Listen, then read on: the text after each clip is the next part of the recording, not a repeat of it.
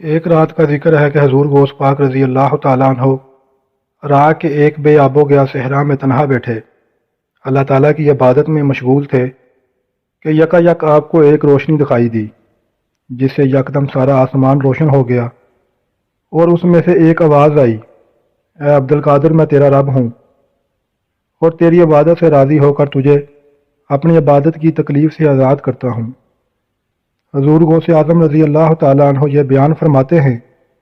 کہ میں نے اس آواز کو سن کر اپنے ظاہری اور باطنی علوم پر توجہ کی تو مجھے اس صورت کا کوئی بھی جواز دکھائی نہ دیا، اور میں نے خیال کیا کہ حضور نبی کریم صلی اللہ علیہ وآلہ وسلم کے اس قدر عظیم مرتبے کے باوجود آپ کو عبادت کی تکلیف سے آزادی نہیں ملی، تو پھر دوسرا کوئی کس طرح اس معاملے میں معافی کا حقدار ہو سکتا ہے۔ اس خیال کے آتے ہی میں نے فوراً بلند آواز سے لا حول ولا قوت الا باللہ العلی العظیم پڑھا تو شیطان اپنی اصل شکل میں آ گیا اور مجھ سے کہنے لگا، عبد القادر،